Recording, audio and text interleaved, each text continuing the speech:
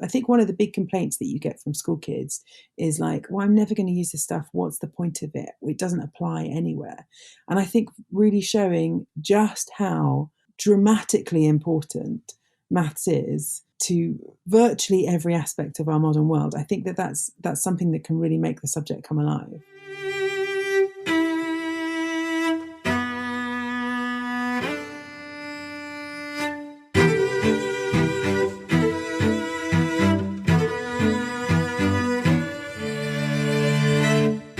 Hello and welcome. I'm Shane Parrish and you're listening to The Knowledge Project, a podcast dedicated to mastering the best of what other people have already figured out. This podcast and our website, fs.blog, help you better understand yourself and the world around you by exploring the methods, ideas, and lessons learned from others. If you enjoy this podcast, we've created a premium version that brings you even more. You'll get ad-free versions of the show, like You Won't Hear This, early access to episodes, you would have heard this last week, transcripts, and so much more. If you want to learn more now, head on over to fs.blog/podcast or check out the show notes for a link. Today I'm talking with the incredible Hannah Fry, a mathematician, author of Hello World and the Mathematics of Love. We talk math, how schools can promote better engagement, human behavior, how math can help you date, and we explore what it means to be human in the age of algorithms. It's time to listen and learn.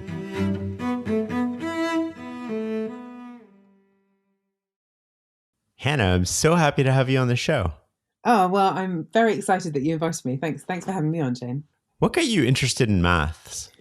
Ooh, I like how you said maths there, for starters. Thank you for anglicising it. I appreciate that. I think partly I was born that way.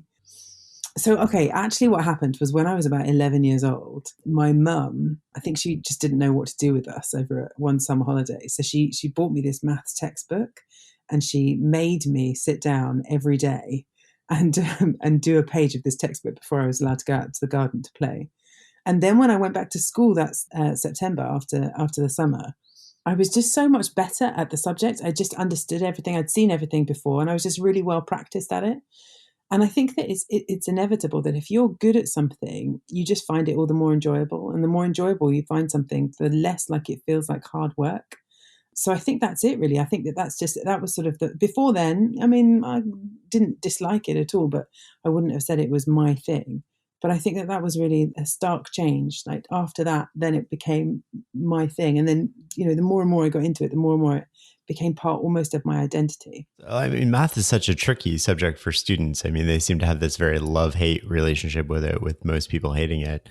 What are some of the things that schools could do to promote better engagement with students over maths?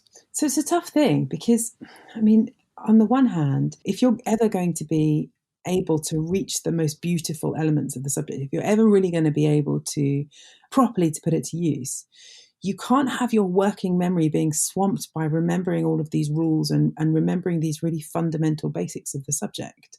So it's slightly unfortunate that inevitably means that when you're starting out, when you're in the early stages, it has to be dominated by essentially learning the basics of the subject. It's something that's, it's difficult, it's not particularly inspiring, or if it's taught in a very straight fashion, it's not particularly inspiring. So in terms of what schools can do, I mean, I think for me, I've really seen a difference when teachers really put in the effort to demonstrate just how useful this stuff is. I think one of the big complaints that you get from school kids is like, well, I'm never going to use this stuff. What's the point of it? It doesn't apply anywhere. And I think really showing just how dramatically important maths is to virtually every aspect of our modern world. I think that that's something that can really make the subject come alive. Do we see that sort of manifesting itself now with kids' attitudes because they're surrounded by algorithms and machines? And does that change how they perceive math? Well, yeah, but I think that unfortunately the maths is invisible, right? Because, I mean, for this stuff to work, for a mobile phone to work, it has to be the amount of maths involved in getting your mobile phone, or, me speaking to you now, however many thousand miles apart we are, the amount of math that's involved is like phenomenal. I mean, it's easily PhD level stuff. But for this to work effectively, it has to be invisible. It has to be hidden completely behind the scenes. You as the user can't really be aware that any of it is there. So even though, as you say, with algorithms dominating more and more of the way that we're communicating with each other, how we're accessing information, what we're watching, who we're dating, everything. Even so, I think the maths is so behind the scenes that I don't think it's necessarily clear that it's driving so much of the change. As you were saying that, I was sort of thinking of a Formula One car. The driver gets all the attention, but there's this big, huge team of engineering behind them that we don't know their names. We don't know who they are or what they do. That's a perfect analogy. It's a perfect analogy. I always think, so I'm a big fan actually of Formula One. And the reason why I like it, if I'm honest with you, is because I think of it as a giant maths competition, just with, a bit of glamour on top. I have this idea where they should do a driverless version of the cars too, because you have this closed track, right? So it'd be super easy to do an autonomous. And then then the engineers are competing. There's no human element. And then you could celebrate the engineers. And I think by celebrating the engineering and the people behind the scenes, you get kids more interested in that work. Oh, see, I don't know if I agree with you actually. Pushback. Pushback. I'm sorry, so early on. So partly there are examples of that already. There's I think it's called Robo Race, which is the fastest autonomous vehicles in the world. There's different teams build the cars, and it's like Robot Wars, right? But on a track, and it's all very fun. It's all very interesting. But for me, I think that part of the problem with why mass communication is difficult is that really we care a lot about stories, and we care a lot about stories of people. And I think that in many ways, the thing that makes Formula One or other racing so fascinating to watch is because you have it sitting in that gigantic, engineered machine with so much science and technology going into it.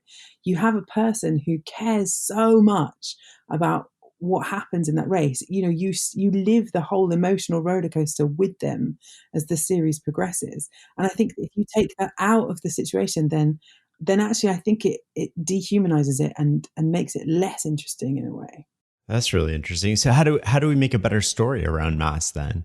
So I think it's that. For me, it's humanizing it. I think that really is it for me. I think, one of the, certainly in Britain, I think in the States too, there's this massive book called Fermat's Last Theorem. Massive as in terms of its sales rather than physically big. It was written by Simon Singh. And it's, I read it when I was maybe 16 years old. And one of the things that really, I guess, solidified the idea that I wanted to be a mathematician. And in it, it's just a long story of, hardcore maths throughout the centuries. But what he did was he anchored all of the stories to the people that were involved. And it's exactly like your race car driver, right? Like you care so much about the characters who are involved in this history of math. There's stories of someone like Galois is a great example of a character that Simon Singh tells the story of in the book. So he was French. He was about 19 years old, I think. Someone I'm sure will know the facts better than me, and I'm sure will contact me and correct me. But he was about 19 or 20, and he'd been having an affair with a very important person in French society, a woman who was older than he was, and her husband had found out about this affair and had challenged him to a duel. Now, of course, in France, this is like, I'm going to guess, 1700s, 1800s. In France, at that time, if someone challenges you to a duel, you do not back out. You go to the duel. Except, unfortunately, Galois had been working on this incredibly important theory of mathematics, now known as Galois theory, and hadn't quite finished the math. And so he knew that at sunset, he had to go off and fight this duel and probably be killed. And he was desperate all the way into the night, drinking and cowering over this, his quill and his paper, desperately trying to write down as much math as he could.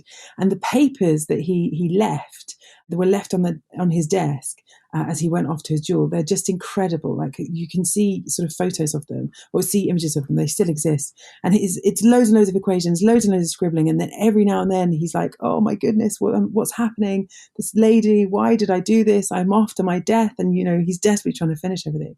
And I think for me, that's what makes the maths come to light, because when you realize how important this stuff is to people, that they know that they're going to their death and still the only thing they want to do is finish their maths, I think that's the stuff that makes it come alive.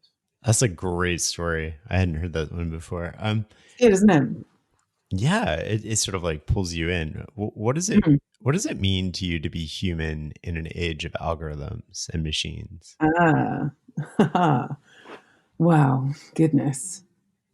I mean, I could and have write an entire book on the subject. Exactly. um, so I think that actually that whole idea of humanizing maths, I think it sort of works both ways, actually. I think that you need to humanize maths to make people want to find out more about it.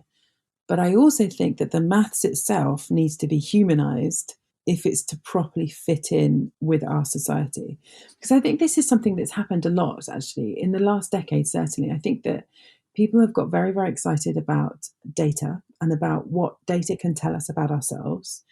And I think that people have sort of rushed ahead and maybe not always thought very carefully about what happens when you build an algorithm, when you build something based on data and just expect humans to fit in around it. And I think that that actually has had quite, catastrophic consequences. So the most sort of famous examples of this, there's Cathy O'Neill's book, Weapons of Maths Destruction, which I think honed in on one aspect of this really brilliantly, which is, the bias that comes out when you don't think very carefully about taking this algorithm and planting it in the middle of society and expecting everyone to just fit in around it. The sort of gender bias that we've seen, the racial bias, all of that stuff. I think that's like very well documented and quite well known and understood about. But I think there are slightly more subtle things as well. Like, so the example that is makes this a really personal story for me is that, and the reason I guess why I started thinking about this very clearly or very seriously, and the reason why I wrote a book about it, so is because of something that happened to me where I think I made that same mistake where I got so tunnel vision about the maths that I didn't think about what it meant when you put it in the human world. So this was back in, as soon as I finished my PhD, back in 2011, the first project really that I did was a collaboration with the Metropolitan Police in London. So we just had, in 2011, we had these terrible riots across the country that started off as protests against police brutality, but they evolved into something else. And there was a lot of looting. There was a lot of social unrest, really. And the police had been, I think, slightly stunned by how quickly this had taken hold. I mean, we were for 4 days, really. The city was on lockdown. London certainly was on lockdown. So we'd been working in collaboration with the police just to see if there had been anything they could have done earlier, just to calm things down, I guess, to just see if there were signatures or patterns in the data that would have given them, a better grasp on how things were about to spread. So, okay, we wrote up this paper, and the academic community were really happy with it, whatever. And a couple of years later, I went off to this big conference in Berlin and gave a talk. There was like 1,500 people there at this talk, and I was standing on stage giving a talk about this paper. And I think I was a bit naive, really. I think I was a bit foolish at the time.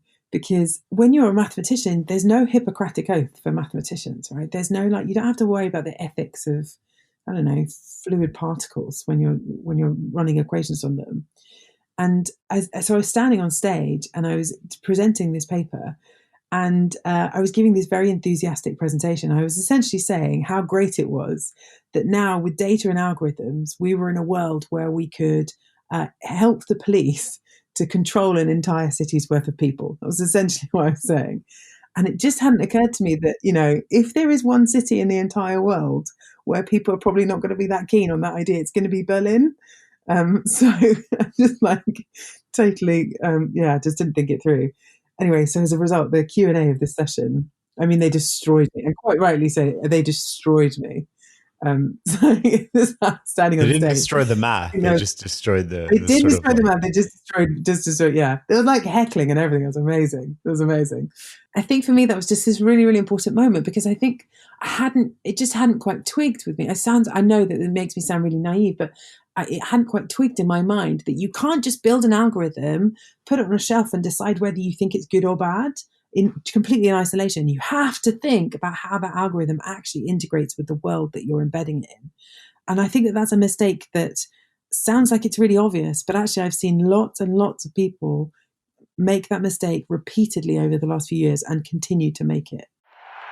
This is going to be an extremely busy month. I have to watch 104 soccer games, follow the pregame, the postgame, yell useless opinions at the TV. It's a lot. So I knew that when it comes to screening for colon cancer, the choice was clear. The Cologuard Plus test. It can be used at home and can only take 15 minutes, so I can do it during halftime and not miss any action. If you are 45 or older and at average risk, ask your healthcare provider about screening for colon cancer with the Cologuard test. You can also request a prescription at Cologuard.com. Can you give me examples of what comes to mind when you say that? Just as a silly example, a kind of more trivial example, I think that the way that some sat-navs used to be designed, this is less true now, but certainly the way that some sat-navs used to be designed was that you would just type it in and it would tell you your destination and off you went, right? Tell you where you were going and off you went. And you could, if you wanted to, go in and interrogate the interface and find out exactly where the thing was sending you. But most of all, you'd put in the address and it would just tell you where to go.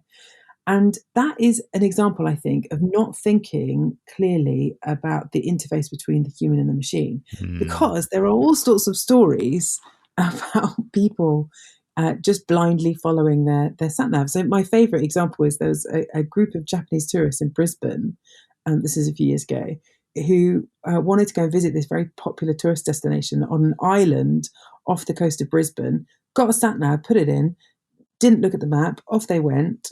Didn't realize the sat nav was essentially telling them to drive out into the ocean. And amazingly, the story, you'd think, okay, fine, right? Like you get to the side to the ocean, and you're like, well, no, it's obviously asking me to drive into the ocean. I'm not going to. They didn't have that moment. They carried on driving. They really trusted the machine and thought, oh well, it'll bring us to a path eventually. And eventually, they had to abandon their vehicle. I think like 300 meters out into the ocean. This is amazing. It's like half an hour later, as the tide came in, a ferry sailed past their abandoned car.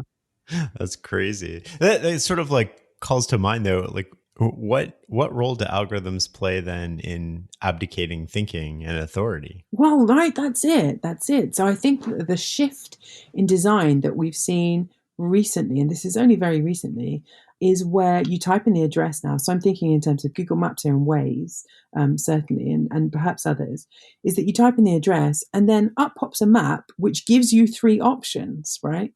So it's not saying, I've made the decision for you, off you go. It's saying, here is the calculations I've made, now it's down to you. But it's giving you that, I guess, that just that last step where you can overrule it, where you can kind of sanity check it, if you like. And I think I like to, I sort of, maybe I'm giving them a bit too much credit. They did drive out into the ocean, but I sort of think that if these tourists had seen a map showing that they were going into the ocean, maybe they wouldn't have done it. How does that work as algorithms become more and more? Is that the goal then? Like I'm thinking about the integration between algorithms and medicine, where you're scanning. Is it always a human overruling? Are there edge cases? Is there a certain like how do you think about that? Yeah, so that I think is an incredibly tough example. So, okay, the first algorithms that came through, the machine learning algorithms that were designed to just tell you whether there was cancerous cells within an image or not, right? Yes or no. And that's all very well. That's kind of, that's good. And they proved themselves that they were good, that they could perform well in that. But they're problematic. There were examples where, they'd go into a hospital, they'd been performing incredibly well on a certain set of images, and then suddenly they're performing incredibly badly. And these algorithms are so sensitive that they were picking up on things like the type of scanner that was used was making a difference to the decision process of the algorithm. Or like, actually, the best example of that is there was a skin cancer diagnosis algorithm that was picking up on lesions on people's skins. Photographs taken by dermatologists was the training set. And it turned out that the algorithm wasn't really looking at the lesion itself at all. It was deciding whether or not it was cancerous based on whether there was a ruler photographed next to it or not. Like that kind of stuff. Like this stuff makes stupid mistakes. So I think that that was sort of phase one of these sort of algorithms within medicine. I think phase two is about making them much more able to be interrogated. So, for instance, at DeepMind, who I spent a long time working with on public outreach projects, one of their big systems is rather than just having an algorithm that tells you what the answer is having two separate AIs, right? Two separate agents. One of them that highlights areas of interest within the image itself, and then the second algorithm that goes in and labels them. But it's just kind of opening out the box a little bit more so that it's possible for a pathologist or a radiologist to interrogate that image. So, okay, I think that's stage two, right? And that's the difference between old type sat navs and new type sat navs. But I think that there's a stage three in medicine that we're only just beginning to go into, which is, I think, even harder one of all, which is that most cancerous cells in people's bodies actually are nothing to worry about, which sounds like a mad idea. But there was a study a few years ago, you have to forgive me slightly because I don't have all the numbers on the tip of my tongue, but there was a study a few years ago where a group of scientists performed autopsies on people who had died from a whole host of different causes. So everything from heart attacks, car crashes, all these different kind of things. And they looked deliberately to see whether they had cancerous cells in the body. And even though none of these patients had died from cancer, a huge percentage of them had cancerous cells within their body. And the reason for this, it's not that they all had really serious cancer that needed to be detected and treated. It's that actually this happens a lot, right? It's not, if you have breast cancer, for example, it's not a case of you don't have cancer or you do have cancer. There's a whole spectrum in between that. And in between totally fine and really, really nasty cancerous cells, there are tumors that may turn out to be something bad and may just, the body may just deal with them, or they may just stay there untouched well into, for essentially all of your life and be nothing to worry about. And the real danger of relying too much on algorithms to detect those cancerous cells is that if you are too good at detecting them, you're not just good at detecting the ones that then go on to be a problem, you're also going to be good at detecting the ones that are nothing to worry about, and hence potentially causing huge numbers of people to have very serious and very invasive techniques like double mastectomies, for instance, life-changing treatments, right, that actually they never needed to have. And that, I think, is something it's another thing about like that boundary between how much do we trust our machines that I think is not resolved yet, and a sort of tricky one for the next few years, I think. That's fascinating. I hadn't really thought of it in that way before, but I like the way you put it. I think one of the interesting things going into the future is also going to be on if algorithms are involved in the decision, is there an obligation to make them open source? And then that would be sort of like stage one where, you can critique and see the actual algorithm working. But stage two would be maybe it's a machine learning algorithm, and then each iteration that it runs is actually slightly different. Like, do we have to keep a copy of each algorithm? And would we be able to detect like how it actually worked? I know, right? I know. It's so hard. It's so hard. It's so hard because I think it's very easy, that it's very easy to say there are definitely problems with algorithms that are not open source. It's very easy to say there are huge problems with transparency, but finding the way around it, finding the solutions is a lot harder. It's a lot harder. I mean, because I think actually I sort of am of the opinion that open source algorithms, at least the ones that are proprietary, at least the ones that have some sort of intellectual property attached to them, I think that is both too much and too little. So what I mean by that is I think it's too little because if you publish the code, if you publish the source code of something, the level of technical knowledge and time actually that it would take to interrogate that as an outsider enough that you have a really good understanding of how it works, enough to be able to say, okay, you know what, to sort of sanity check it, if you like, it's just vast. And I just don't think it's realistic that actually you can ask the community at large, really, to be able to take on that load. But then simultaneously, I think it's by doing so, by releasing, making everything open source, then I think that you are going to stifle innovation, right? Because I think that part of the really good thing, part of the reason why we've seen such acceleration of these ideas is because it's possible to make them commercially viable. And I think that if you publish things as open source, then there's a problem with that you risk slowing down innovation, I think, which I don't think you'd want to do either. The workaround, though, okay, so what do you do instead? Because I think that everybody sort of agrees that transparency is really important here. I think particularly when it comes to the more scientific end of algorithms. I mean, I think, to be totally blunt, I think that unless you're doing science openly, you're not doing science.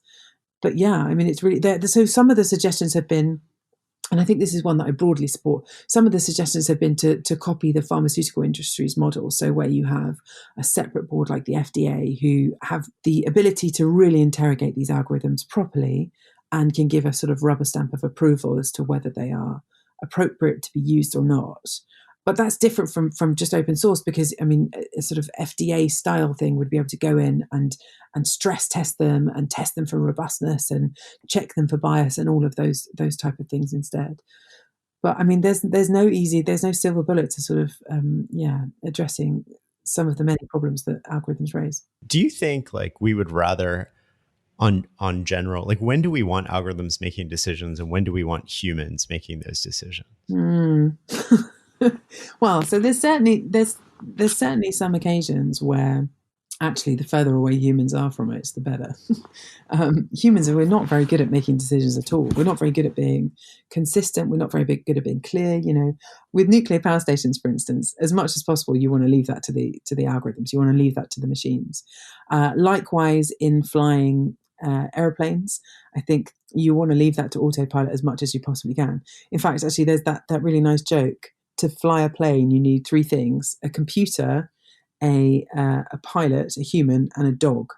And the computer is there to fly the plane, the human is there to feed the dog, and the dog is there to bite the human if ever it touches the computer, which I think is like kind of nice.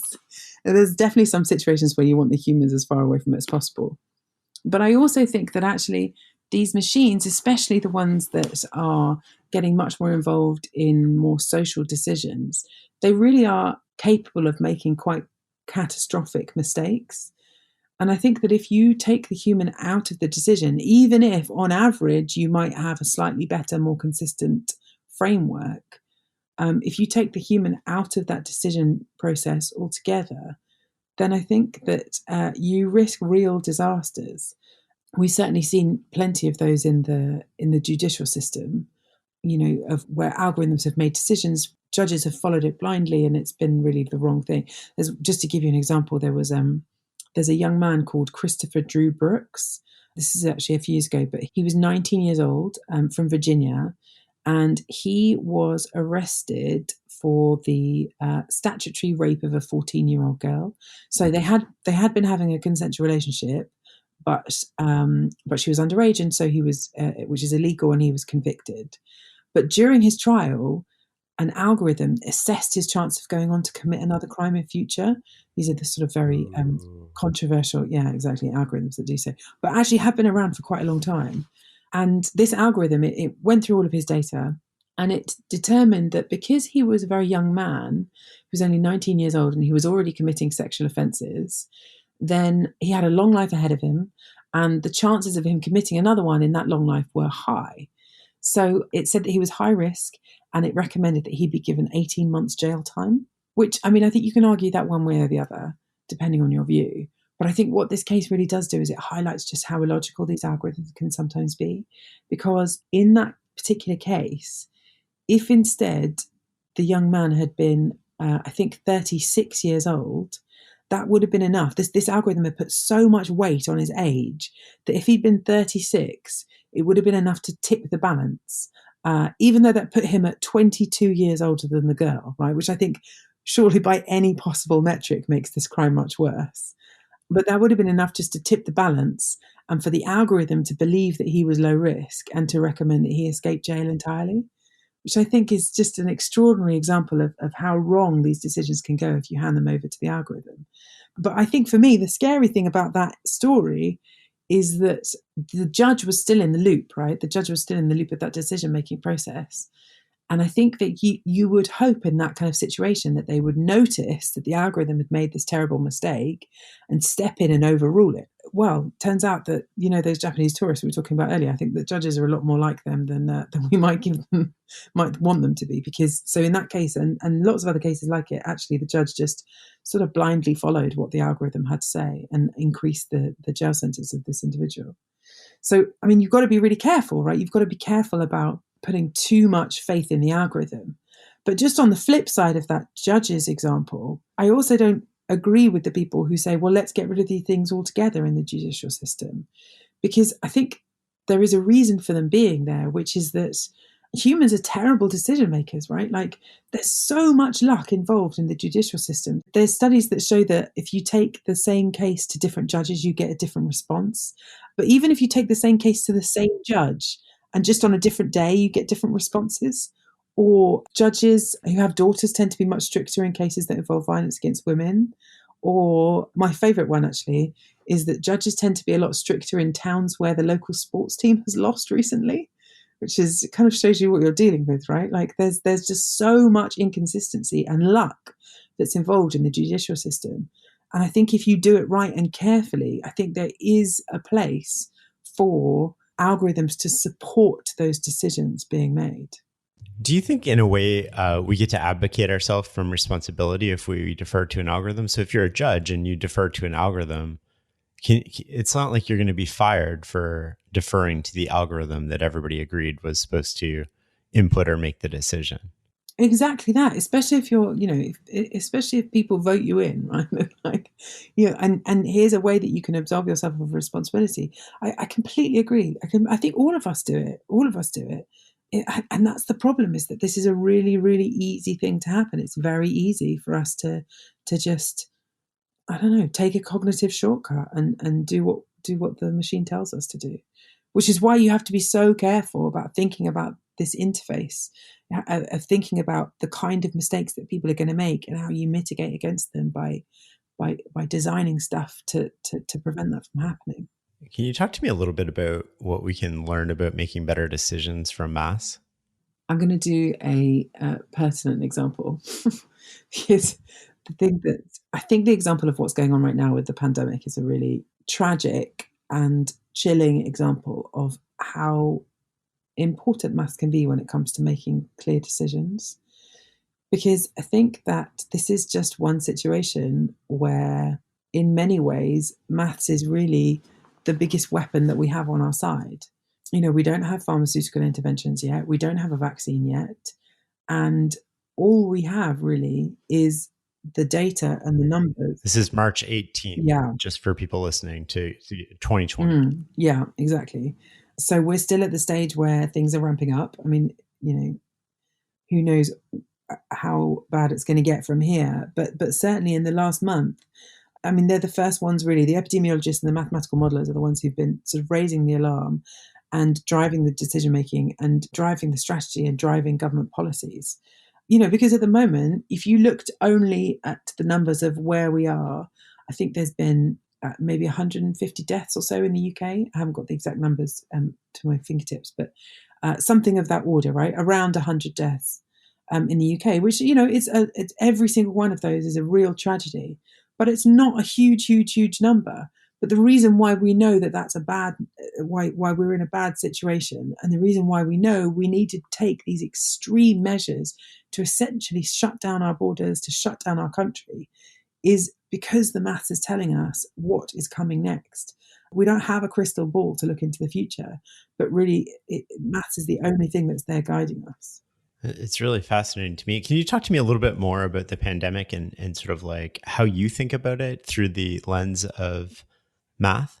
Yeah, totally. So I actually, in 2018, I did a big project with the BBC because we knew that a pandemic was coming. So we teamed up with some epidemiologists from the London School of Hygiene and Tropical Medicine and the University of Cambridge to collect the best possible data so that we could be prepared for when something like this did happen. The big problem at that point, so this is only a couple of years ago, the big problem was that if you want to know how an epidemic or a flu-like virus will spread through a population, then you need to have really good data on how far people travel and how often people come into contact with one another, and crucially, who they come into contact with, the different age groups, the settings they come into contact with other people, and so on. And up until a couple of years ago, it sounds mad to say it, but given that everyone's carrying mobile phones, but up until a couple of years ago, the best possible data that we had within the UK, at least, for how people did that, how people moved and how people mixed with one another, was a paper survey from 2006 where 1,000 people said, "Oh yeah, I reckon I did this. I reckon I went about that fine. I reckon I came into contact with these people." So what we did with this, with the help of the BBC, because they have such amazing reach, is we created this mobile app that would essentially track people. People would volunteer and sign up by watching the programme and so on, and let us track them around for 24 hours and track who they came into contact with, and also get loads of things about their demographics and their age and so on and so on and so on. Now, 2 years later, or less than 2 years later, we have this incredibly detailed data set that's feeding right into the models that our government are using, making this enormous difference in terms of the accuracy of how well we can predict things. And I just think it's just the most pertinent and chilling example I've ever been part of, which just demonstrates how important the maths is if you're going to try and win a war with nature, essentially. It seemed to me, there was two different types of people, just to broadly generalize, going into this pandemic. There was people who understood nonlinear and exponential functions, and people who maybe had a harder time with that. And the people who did seem to understand or grasp those concepts better seemed to take it a lot more seriously than the people that didn't. And I would love to find a way to help people think better in terms of exponentiality. Yeah, of course. Part of the problem is that the word exponential just gets thrown around. People say, "Oh, this project's exponentially more difficult," or exponentially more dangerous. And it's like, well, no, it's not. That's not what the word means. And it is really counterintuitive, because the thing about exponential growth, it doesn't just mean big. It doesn't just mean lots. It means something very specific. It means that it's where something is changing by a fixed fraction in a fixed period. So this virus, for instance, is doubling every 5 days. So doubling, fixed fraction, and every 5 days is a fixed period. And I think that it's just, it's just not something that's counterintuitive at all. Like, there's the really classic example of the rice on the chessboard. So this is this idea. It's like a classic story about an Indian king who was really impressed with the chessboard when it was shown to him, and so he said, "Okay, I'll tell you what. I'll give you a grain of rice for the first square, and then we'll double the grains of rice every subsequent square." Right? Which sounds like, oh, that's not very much. If you're at the beginning and it's like 1 grain, then 2 grains, and then 4 grains, it's like, okay, this is not going to cost me very much. The thing is that by the end of the chessboard, you need like a lot of rice. Essentially, you need 18 quintillion grains of rice, which is essentially, I worked this out. If you take Liverpool, the area of Liverpool, which I know for American listeners isn't easy to imagine, but it's essentially like a whole city. It's an area that size stacked 3 kilometers high with rice. That's how much rice it is. It's like, exponential growth is just beyond imagining. It's just completely counterintuitive. One of the stories I loved about in your book, switching gears a little here to Hello World, you had the story of Kasparov and playing Deep Blue. And everybody's told that story, but you had a unique angle to it that I hadn't heard anywhere else, which is that the machine was also playing with Kasparov. Yeah. So this goes exactly back to what I was saying earlier about, it's not just about building a machine, it's about thinking about how that machine fits in with humans and fits in with human weaknesses. Because the thing is that Kasparov, I mean, he was an incredible player. So I had a chat when I was researching my book. I spoke to lots of different chess grandmasters, and one of them described him like a tornado. So when he would walk into the room, he would essentially pin people to the sides of the room. They would kind of clear a path for him because he was just so respected.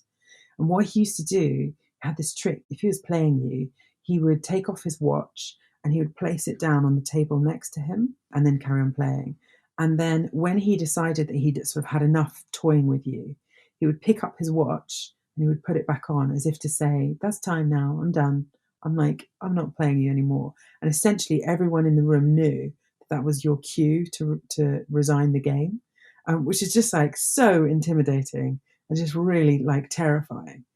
The thing is that those tricks that Kasparov had, I mean, they're not going to work on a machine, right? You've got the IBM guy sitting in the seat, but I mean, he's not the one making the moves. He's not the one playing. So it's not going to affect him at all. So none of that stuff worked in Kasparov's favor. And yet the other way around, the IBM machine could still use tricks on him.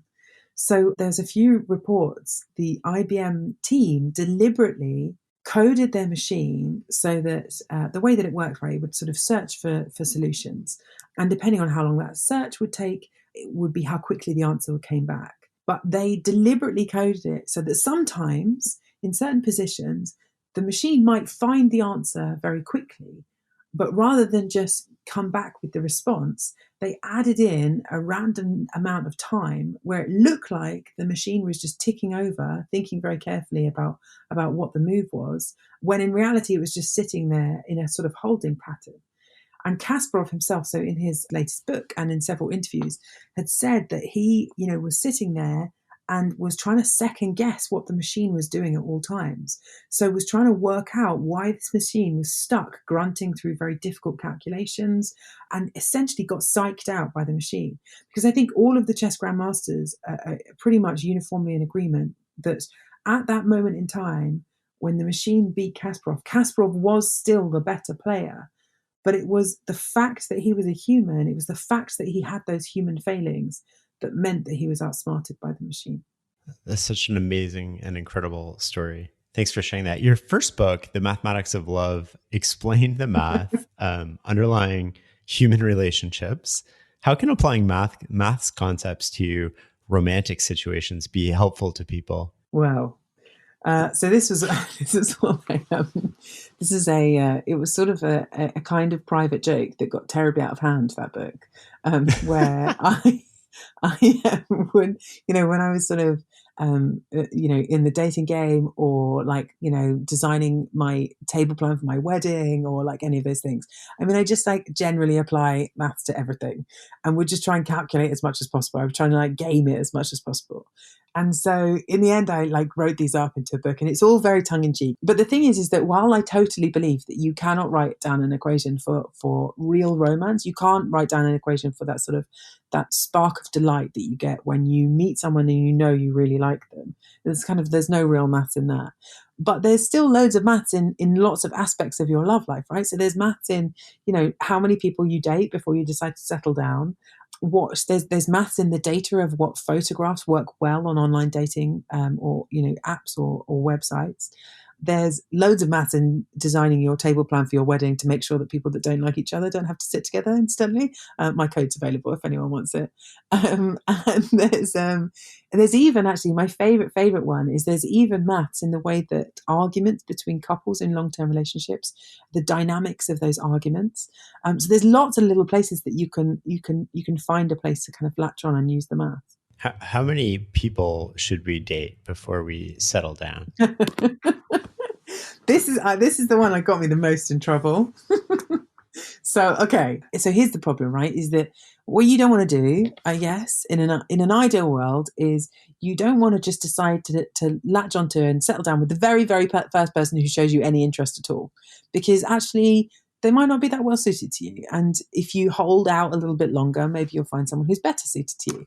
But equally, you don't want to wait forever and ever and ever and ever, because you may end up missing the person who was right for you, turning them down because you think someone better is around the corner and then finding out that actually they were always the right person.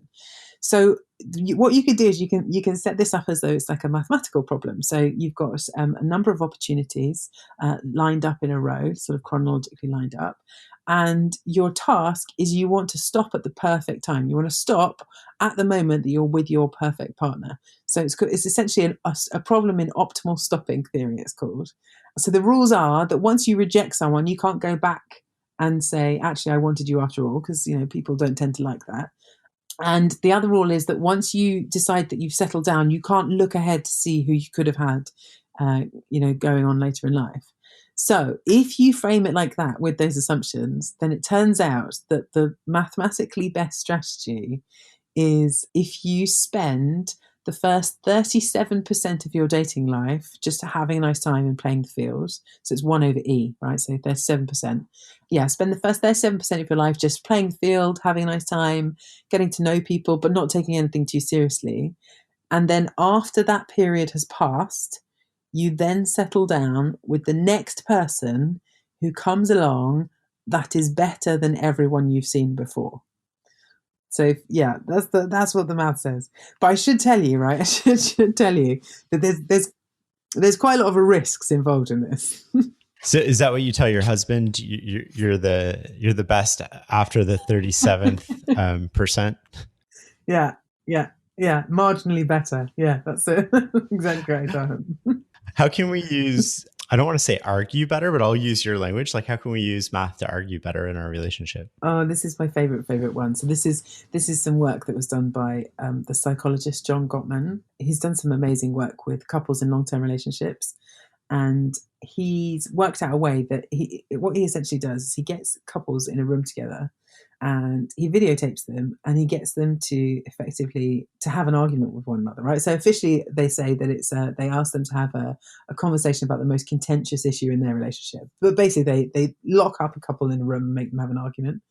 But what they've done is they've worked out a way to score everything that happens during that conversation. So every time that someone's positive, they get a positive score. Every time someone sort of laughs and, gives way to their partner and, but even gestures, right? So if you roll your eyes, you get a negative score. If you stonewall your partner, you get a negative score, that kind of thing.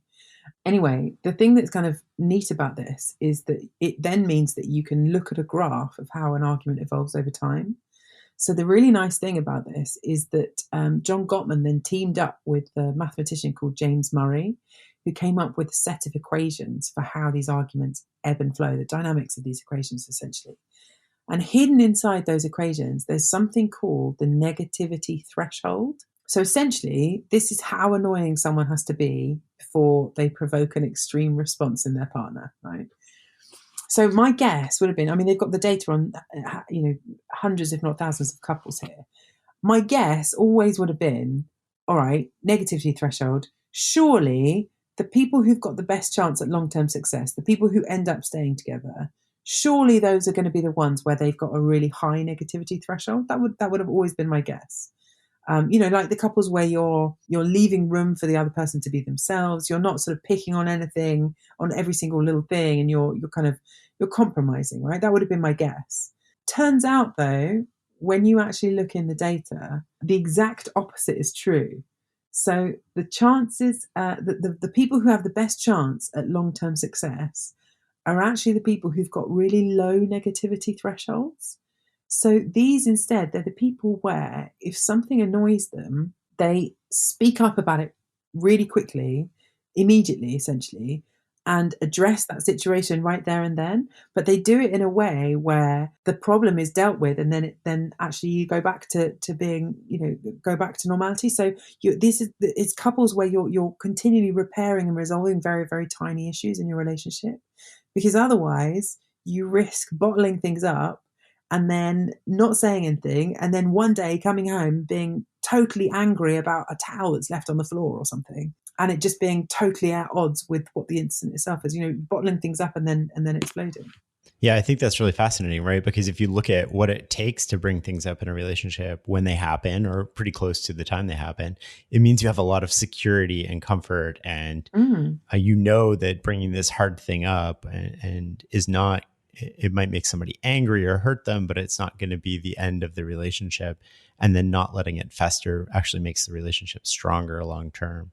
Exactly, exactly. Now, of course, the language that you use is really important as well, right? So you can't just be like, you know, you can't just launch in and be a nightmare about it. But I think I love those stories. I love those stories where there's something about humans that is just written completely in the numbers. I think that's really wonderful. Hannah, this has been an amazing conversation. I want to thank you for your time. Thank you. Thank you very much.